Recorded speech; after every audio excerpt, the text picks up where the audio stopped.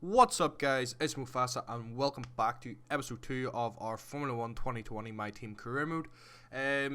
So I know it's been about a week or so since I've uploaded the last episode, so I sort of want to try and do this like a couple of videos every week, but as you're able to see in the background there, just sort of going over the upgrades that from last episode that we weren't able to do. So we were trying to get that chassis upgrade. Unfortunately, we just don't have enough resource points to actually get the upgrade yet, but hopefully going into the Bahrain Grand Prix, the practice sessions, we should hopefully be able to get enough resource points to sort of try and develop the car a wee bit more. So the chassis is probably the biggest thing that is letting us down at the moment, but we are still ahead of the likes of Haas and Williams. So we're going to take and jump into qualifying here and see how we're going to get on along qualifying and see where we end up for the race. So jumping onto your first lap for qualifying, basically just trying to get the fastest start we possibly can. Basically, obviously Bahrain straight, if none of you are familiar with Bahrain. The very first corner is very tight, so you sort of want to try and maximise the traction coming out there. It is quite a hard traction zone.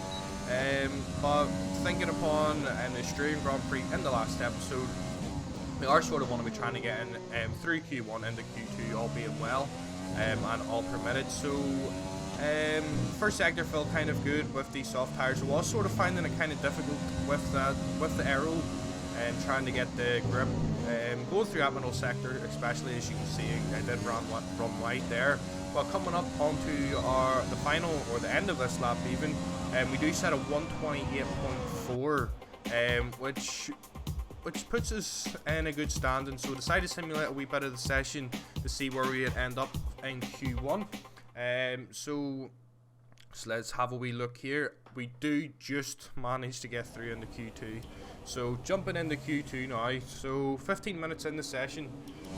Obviously want to jump out or get out as quickly as possible to get our first banker lap in. So obviously trying to get a good run out onto the straight, get DRS, which is activated here now. But guys, let me know in the comments if you would like 2 F1 videos a week. Definitely is within my capability at the moment. But we do run wide coming into this first corner, so it is a banker lap, so I'm still going to keep going, even with that wee bit of oversteer coming out onto turn 3. So moving now onto the middle sector here. Definitely a very tricky spot to get down the brakes and to not lock it up coming into here. So doing well not to lock up. So coming up into the final turn, we're going to try to get a good run out onto the straight here now for a banker lap.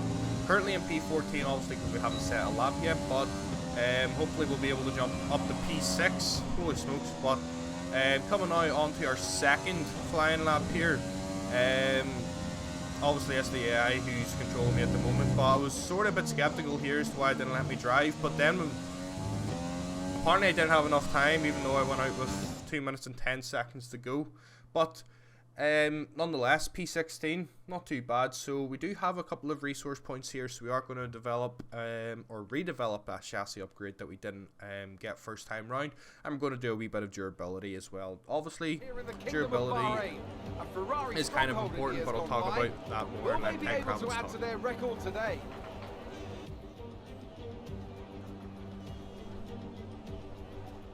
Formula One returns to the desert today on this exceptional 3.36 mile circuit. 15 corners provide plenty of overtaking opportunities. It could be a strategic race, this one, with Sakhir notorious for eating up the rear tyres. Watch out for drivers managing their rubber at some point during the Grand Prix. And I'm joined once again by Anthony Davidson to bring you the lowdown for today's race. Why don't we start by talking about Valtteri Bottas? That was a great win in the last race. Can they keep that momentum going this weekend? It's always nice to come into a Grand Prix weekend on a high, but your expectations are based much more on your practice and qualifying runs. So it's the momentum from those sessions that they'll be hoping to carry into the race today. It's time to see how our drivers are stacking up after yesterday's exciting qualifying session. Lewis Hamilton lines up on pole position, and it's Valtteri Bottas that completes the front row. Looking down the rest of the grid, we have Leclerc, Vettel, Max Verstappen and Albon, Ricciardo, Sainz, Norris and Lance Stroll, Perez, Gasly, Daniel Kvyat and Ocon, Magnussen, the owner-driver, Kimi Raikkonen, and Antonio Giovinazzi, King, Grosjean, Russell, and Nicholas Latifi. It's almost time for the lights to go out, so let's head down to the track and get this Grand Prix underway. So guys, obviously Bahrain I was sort of contemplating the two-stop strategy here. Obviously Australia did work well for ourselves, but I do think it is going to be a boring one-stop strategy. So we'll see. You never know what can happen in the races. We're now counting down to 5 red lights in the Bahrain Grand Prix. 5 lights are out and away we go. So we do get actually a pretty decent start. We're already up alongside Magnussen, already wanting to challenge Ocon ahead of us. He does pull right to defend that line, but coming up into the first corner, we're going to make a massive dive bomb. Even looking up the overtake signs, already up in the P9, P10, already fighting signs. So very good sign coming up into the first corner of the lap. So we are getting a replay here. I think this is Stroll. No, sorry, this is Perez attacking ourselves. So we do hold the outside line. Obviously Perez does have the inside as we do buying tires. So coming up into the second sector now, Lance Stroll is definitely pressurising ourselves. So definitely with that car performance, we're not really doing justice with our upgrades. So we do need to be looking into upgrading some of our departments. So moving now on into lap 2. Carlos Sainz with that McLaren car, it's just too fast. We can't catch them at the moment. So we can only pray, since they're on the softer compound, it does look as if they're going on to a two-stop strategy, as Lance Stroll is now coming at ourselves with the likes of DRS on lap 3. We do hold our line coming up into the first corner. He does come up the inside, but with that wee bit of a wider line, getting that wee bit of superior traction and able to keep 10th position. So we're definitely not free from Lance Stroll. He is on the quicker tyre currently, but it's basically just the amount of time until his tyres start to go off, and then we can hopefully start to pull a gap, because he is going to have to do a two-stop strategy. There's no doubt about that. He is on the soft compound, and the hards will not take him to the end of the Grand Prix. So now moving on to the likes of lap 6, I think that's Carlos Sainz coming in for his first pit stop. So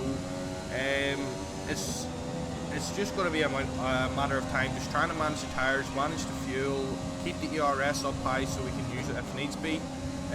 But most of the field that we're on the softer compound are now all in the pits. So this isn't a net P5 currently, but hopefully it's just about keep going until it is our pit stop. And then whenever we're on that harder compound, see what we're able to do with regards to everyone else coming in for the pit. So Valtteri Bottas and Alex Albon is now on the pits. Obviously Valtteri Bottas, we're actually going to be ahead of him. So and currently P3 at the moment. We do have Perez behind us. He is on a brand new spanking set of soft or medium compound tyres. But now moving on to lap 12,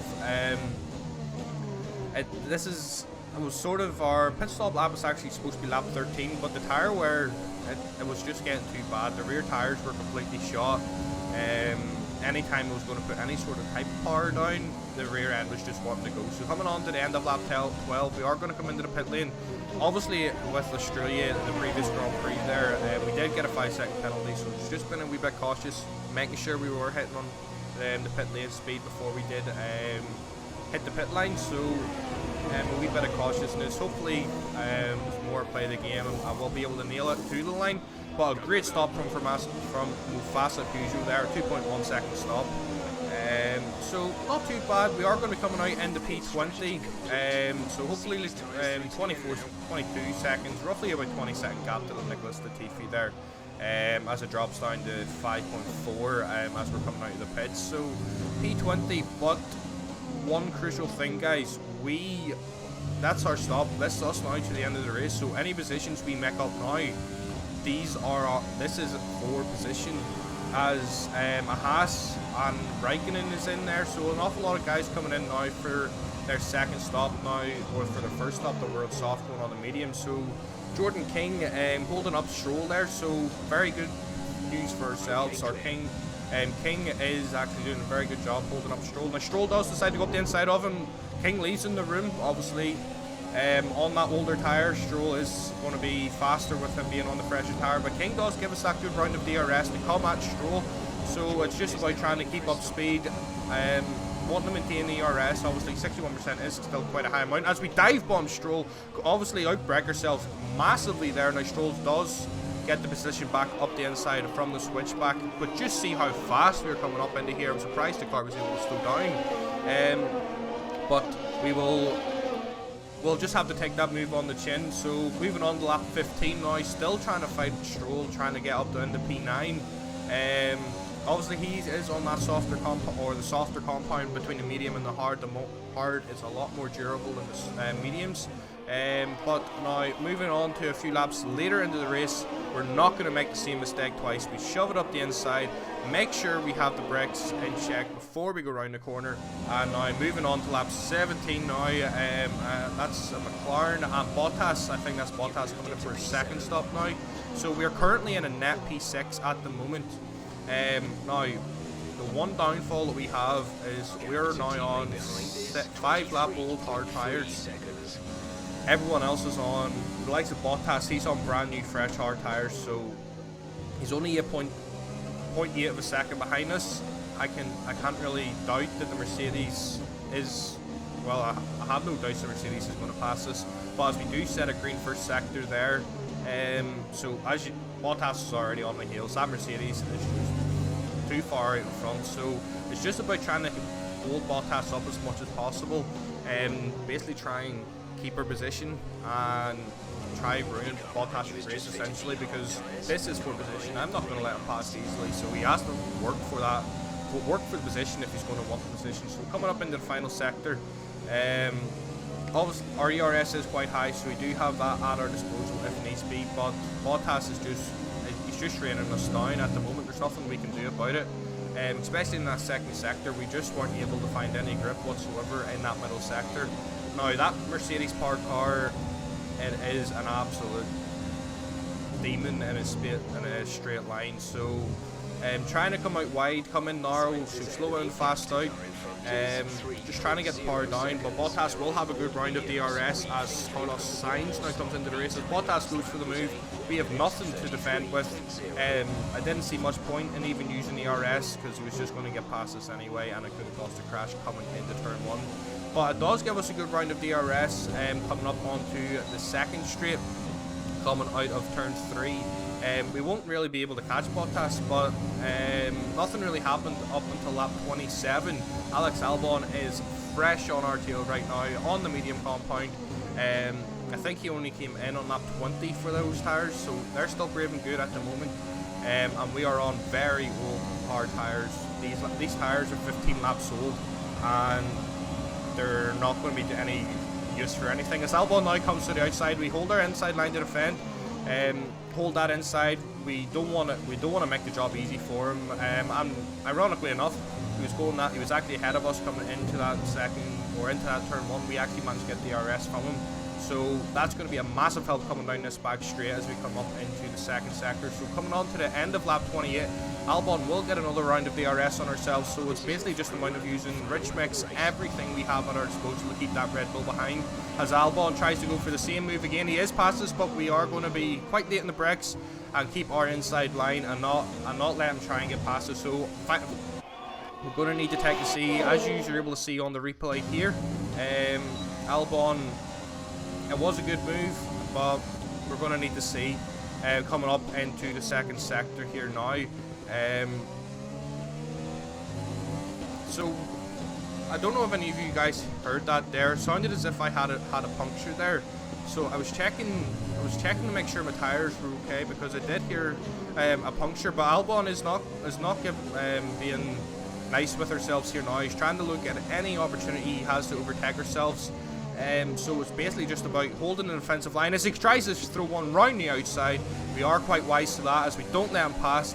So using everything we have, overtake, rich mix, we are not letting Alex Albon pass. P5 is far too good a position to be letting go on the final lap. So we have worn tires.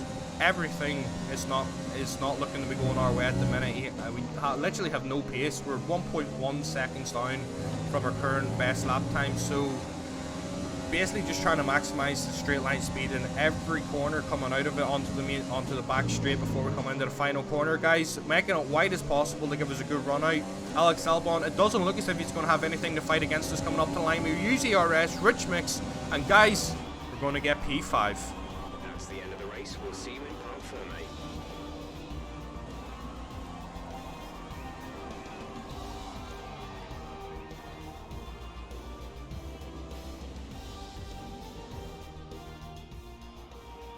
Well, what a drive that was to take the win for Ferrari today. So Anthony, what made the difference out there today? Well, this was a real team victory. They put together a solid strategy today that appeared well suited to the conditions out on track. The driver did everything that was expected of them in the moment to really execute the team's plan to perfection. And here we are, a team that is no stranger to the podium, taking their place on top once again. A sublime race today and a stunning win for Ferrari.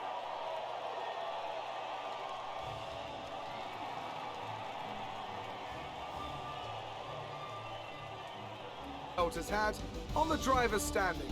And with today's impressive result, Charles Leclerc steps into the championship lead. Now, let's discuss, Ant. Who would you say is a contender for driver of the day? I'm going to give it to the owner-driver today. They fought so hard and had incredible pace at times, so I don't think anyone else did a better job today.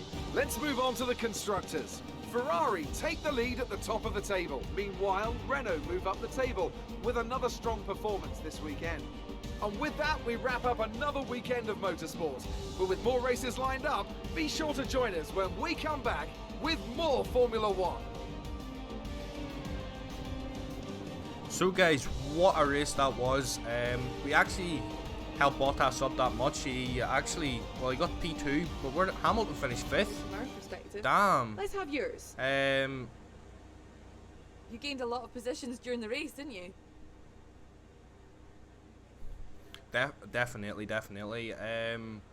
What can I really say? It really did feel as if the car, You really it was working great. I was sort of sticking to the track, I can't complain.